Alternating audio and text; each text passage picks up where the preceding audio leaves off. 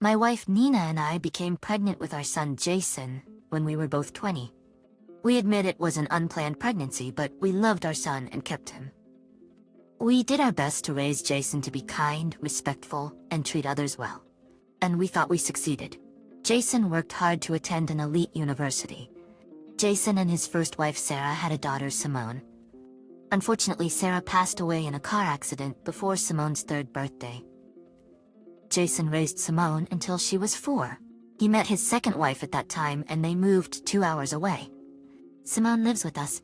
Jason visits once every 2 months at best. He and his wife would stay for the day, buy Simone a present, then Jason would say it was time to leave. Nina and I suspect he only visits and buys Simone gifts because his wife makes him. His wife Iris is a lovely lady. She insists that Simone move in with them or they should move closer to us because she wants to be Simone's stepmom and spend time with her. But Jason shot down the idea because he says it would hurt his career if Simone moved in, or they moved closer. And it's best for Simone to stay with Nina and me. Simone is now a tween and she adores Jason. She makes drawings and cards for him and constantly bakes treats to send to him. It's devastating for her because her daddy is her hero and he doesn't want to spend time with her. Her birthday was in July and she cried when Jason didn't call to wish her a happy birthday. Iris lied to Simone to make her feel better, saying that the phone lines went down and Jason didn't forget, but Simone didn't believe her.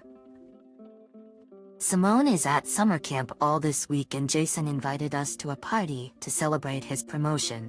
During the party, Jason told me how much more money he makes with this promotion and his job title and asked, "You should be proud, old man. Job title and an elite university alumni?" I sighed and told Jason that I honestly have not been proud of him as of late. He may have a well-paying job, but he treats his beautiful daughter as if she doesn't matter. Simone is his little girl. She loves him very much, and he doesn't even seem to care. Nina came back with drinks and Jason told her what I said. Nina agreed with me and told Jason that he wasn't treating Simone right. Most of the family says that Nina and I were wrong to tell Jason I wasn't proud of him. They said I should know how much that statement hurts at any age, 'cause I was never good enough in my own father's eyes.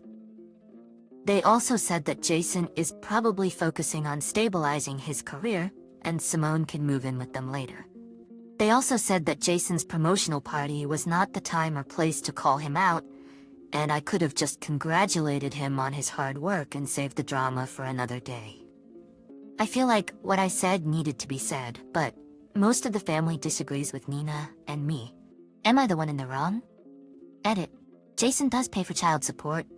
He believes his responsibilities have been met because he pays child support. Also, Jason told us he was attending therapy initially, but we later learned he was being untruthful about it. Finally, Simone sees a child psychologist, but she seems to talk to the psychologist more about school and friends rather than Jason. When raising your grandchild, do you get to have all the opinions in the world regarding your child? You told the well-deserved truth, and if that makes him upset, then he can go sit in syrup. I'm proud of you, not the idiot. I love how OP should, quote, know better than to say he isn't proud of his son according to his family, because OP wasn't good enough for his own father. Meanwhile, this poor little girl has been completely abandoned by her dad. If I were OP, whenever I heard someone tell me that I was in the wrong or being a bad father for hurting my son, I'd respond with, "At least I actually raised my child." And OP should have added, "Don't bring any more children into the world." Could you imagine the absolute trauma of the daughter if her dad all of a sudden parents another child? I hope he doesn't have his daughter move in with him now to spite his dad. He has abandoned his child, physically and spiritually, for the last 7 years. He's not just the idiot in this situation, he's an idiot to the core. The phrase working on his career so Simone can move in, like when? She's a tween. How long will she have to wait? Another decade? Or maybe when he retires. The idea that Simone living with Jason will hurt his career sounds like a load of horse crap to me. He doesn't care for his little girl, which pains me so much, seeing as she adores him like you said. This is just sad. He's an utter failure at the most important duty of his life. I have a young teen with my ex-wife and an infant son with my current wife. My ex lives in another country, and my son just returned from spending 6 weeks with her. So, no, the trip's timing had nothing to do with the fact that my wife had just given birth. This trip is at the same time every year and is outlined in our custody agreement. Our agreement is very strict. The most detailed section of the agreement pertains to our son's religious upbringing. In addition to assuring that certain holidays will always be observed, our agreement also forbids either of us from taking our son to any service or ceremony for a different religion. My wife is not a member of my religion, and she's not particularly religious. However, her father wants to host a religious ceremony from their religion that will welcome our son into the world. My wife and I agreed to this as it is a beautiful tradition and involves giving to the poor and other lovely moments. My wife invited my son, who said he wanted to go. I had the unfortunate task of telling him he couldn't go because of my agreement with his mother. He asked if we could call her and request an exception. Since this is for his brother, I thought that was very reasonable. We scheduled a time to get up early to call her. 7 hours later, my son made his request, and my ex said no. She doesn't want our son having anything to do with my wife's religion, which she's not fond of. Our son explained he just wanted to be there for his brother, but she said she wouldn't change her mind. Now my wife is mad. She said if I hadn't said anything, there would be no issue, and my ex would never know.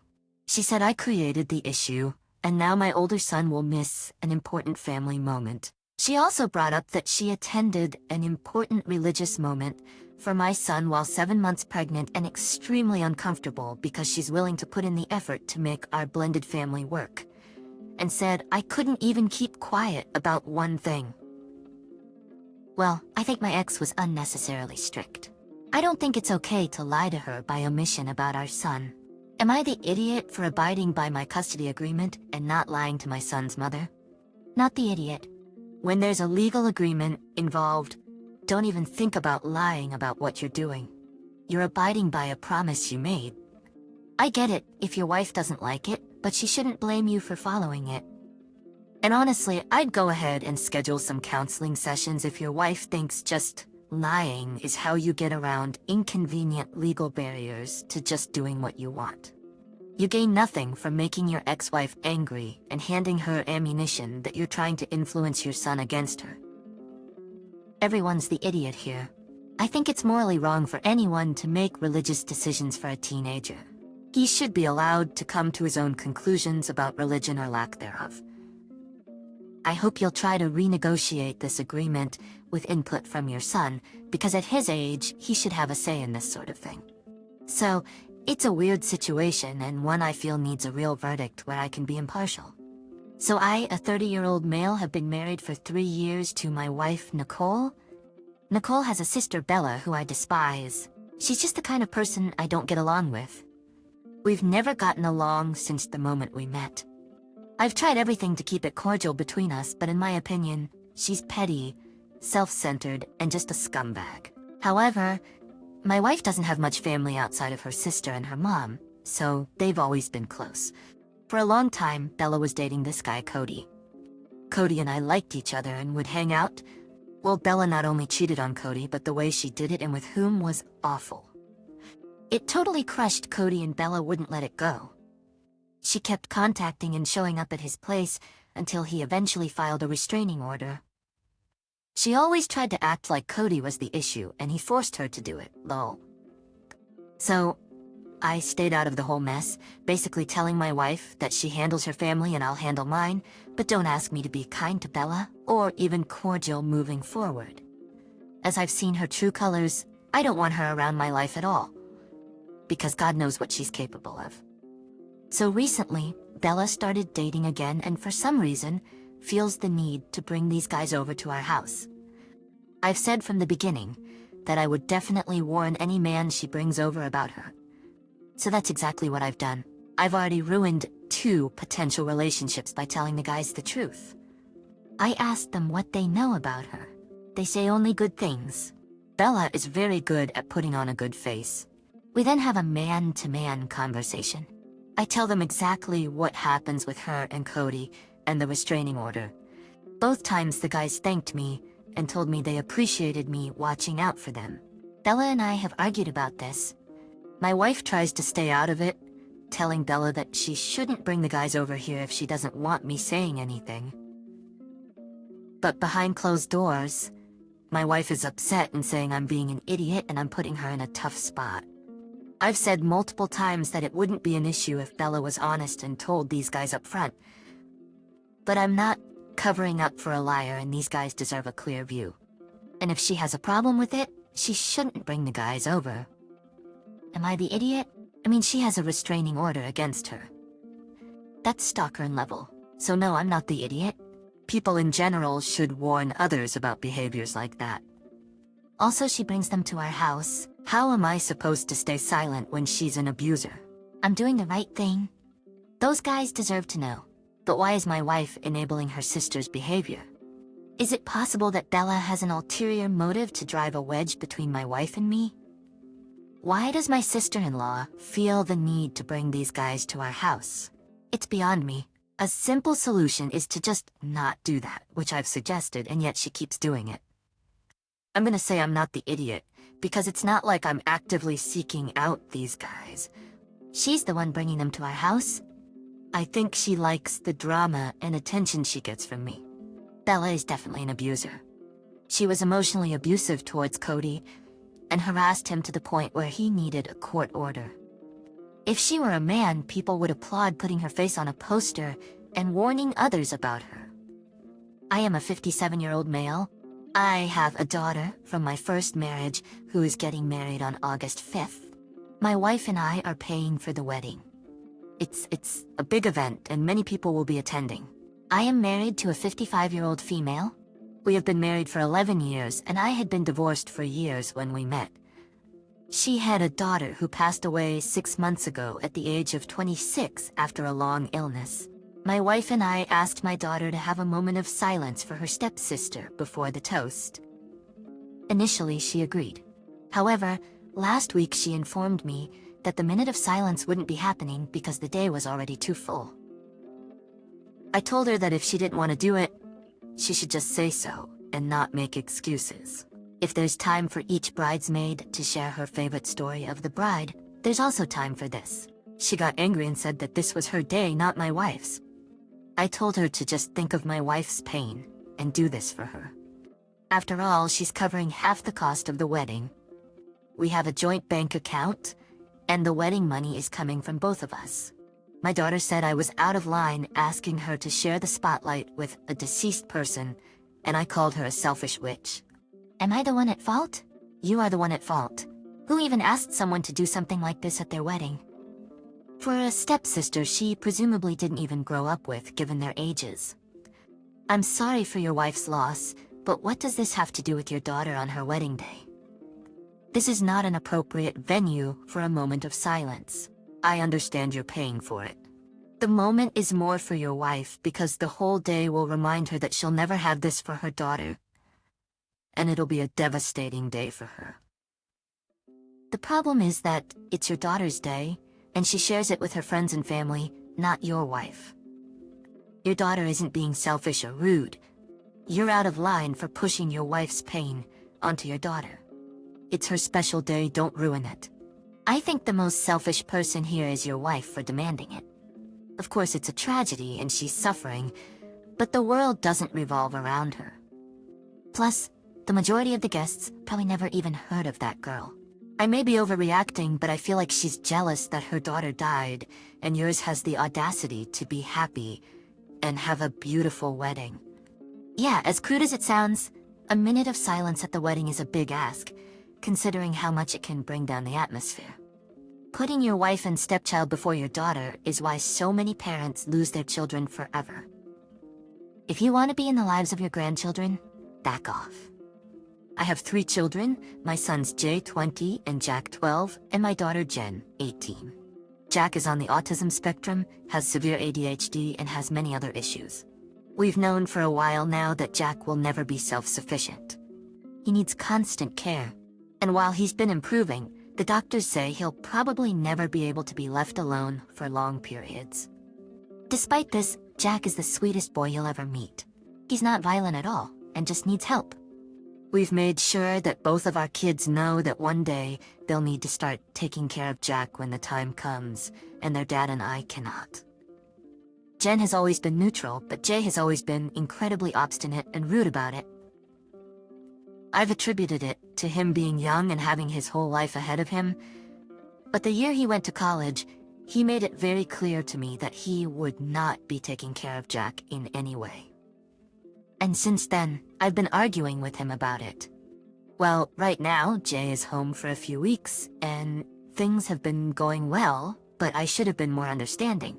I have been assigned to come. Friday night, Jay and Jen said they wanted to talk to their dad and me about something serious. Jay started by saying that he's stepping in because Jen is too afraid to talk to me on her own. He said very rudely that neither of them would ever be taking care of Jake. He told me they were not raised to be caretakers, and that it's absurd to expect their children to figure out this future issue for them. Jay and I got into an incredibly heated shouting match. I truly believe this kind of mindset is selfish and evil. Jake is their brother, their flesh and blood, and he didn't ask to need to be taken care of. For them to just abandon him like this is absurd. I'm not telling them to put their lives on hold and be his caretaker, only that when the time comes that we can't take care of him, they'll need to. We got nowhere, and my husband stepped in and took Jay out of the house. I had hoped to discuss his actions, but now know that was not the case. Jay has not spoken a word to me since. Jen has been completely cold to me as well. When I brought the subject up last night to figure out her real opinions, she just said, "Are you gonna yell at me like you do, Jay?" And that was the end.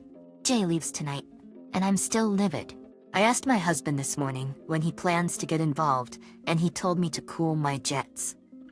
He asked why I insist on ruining my relationship with our adult children, and told me that Friday night, Jay told him he was going no contact with me, because all I do is yell at him. I regret how I handled this now, but at the same time, Jay is acting like a complete brat, and I have a feeling he turned Jen against Jake and me as well. You are the idiot. How is your child's difficulty the responsibility of his siblings? It's your responsibility, and your husband's responsibility, and nobody else's. If you're really worried about his care when you're elderly, then you need to start making financial provisions for that. Period. Yes, your neurotypical children should have some compassion for their brother, but having been bullied about it since they were young, almost certainly had something to do with their digging in their heels. Jake didn't turn Jen against you, you did. Why are your children expected to care for their brother? What agreement did they sign? Were they part of the family planning process when you decided to have another child? I'm super unclear as to how two people, Jay and Jen, are responsible for another person they didn't bring into the world. Your first clue should be that both your children and your husband disagree. Your second clue is that you've harped on this to the point that your oldest child has quit talking to you. Jake is your son. It's your job to take care of him. It's your job to make sure he's taken care of when you can't, if he needs it. To just demand your other children shoulder the responsibility because family is an idiot move of the highest order. You'll already be lucky if your oldest ever talks to you again.